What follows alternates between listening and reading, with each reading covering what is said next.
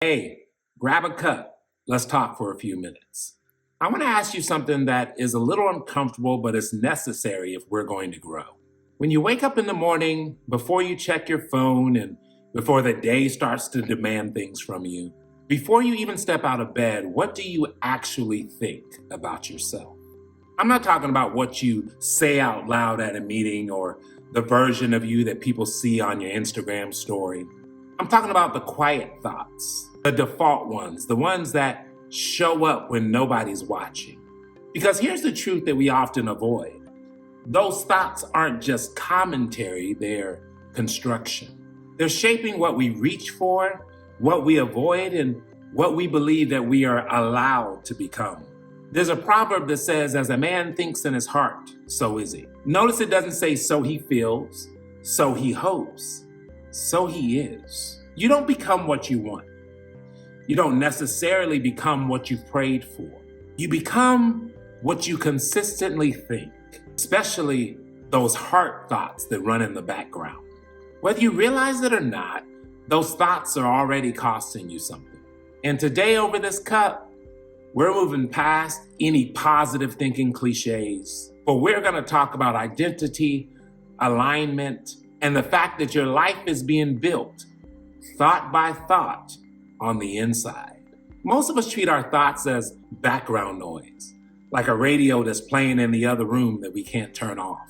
We think they're random and harmless, but your thoughts are not passive passengers. They are architects. And in fact, every thought we think is casting a vote for who we're becoming.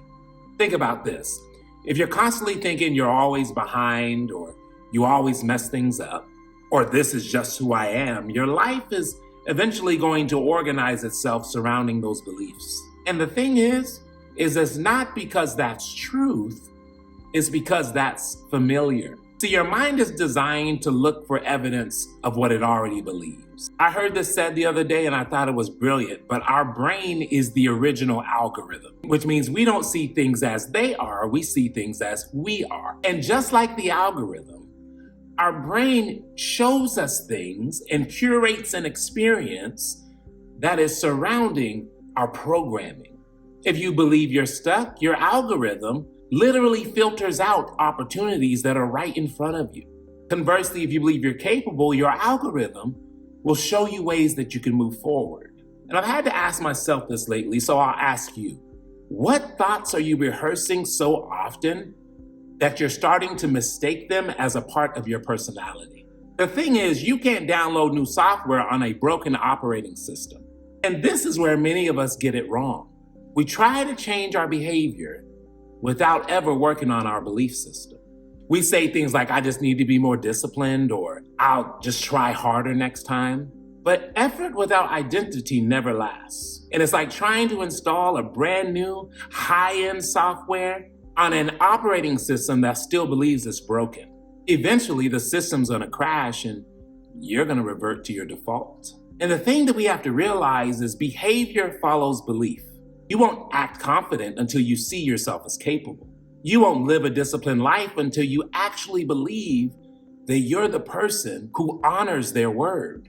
Identity always wins. If we don't change who we are being in our thoughts before we act, we will always be fighting a losing battle against ourselves.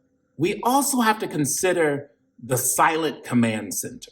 What we say to ourselves in private determines how we show up in public.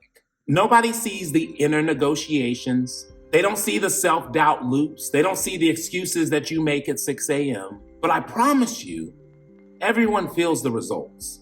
And I've seen people with world-class talents shrink simply because their inner dialogue began to whisper, don't stand out, don't risk it. And it's possible that you and I are competent on the outside, but collapsing on the inside. But then I've seen some with way less credentials, way less experience, but they're growing at a staggering pace. Not because they weren't afraid, but because their thoughts were, I can learn this, I can handle this, I'm prepared for this. The heart is our command center, and it is our thoughts that are issuing orders every single day. So if we want a new life, we absolutely have to change our internal language. You cannot speak your way into a new future while thinking your way into an old one. In fact, neuroscience tells us that repeated thought patterns carve actual neural pathways. What you rehearse, you reinforce. So we have to move from hype to truth. So instead of, I hope this works out, try, I'm the kind of person who figures things out. Instead of, I'm not ready, try, my readiness comes from movement, not from waiting. I challenge you to catch one limiting thought today, and instead of letting it run, replace it with a grounded, identity-based truth. Not a wish, a truth. Think of your thoughts as the thermostat for your life. When a thermostat is set, the room adjusts to the temperature. So this means your habits, your choices, and your direction will always adjust to your internal narrative. That's why surface level change feels so hard, but deep change feels permanent once it's locked in. It's because you've reset the thermostat. You stopped trying to do better and started thinking as a person who is better. And I want to leave you with one question that has been exposing everything in my life lately. Who am I becoming if I keep thinking like this? Not tomorrow, not one day. Who am I becoming right now? Because as you think in your heart, that's exactly who you're becoming.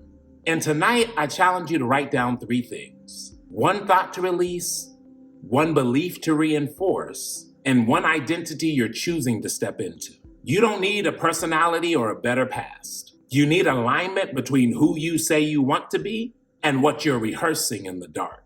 If you enjoyed this video, go ahead and throw in the comments, I'm upgrading my software.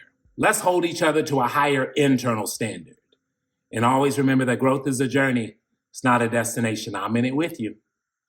I'll see you on the next one.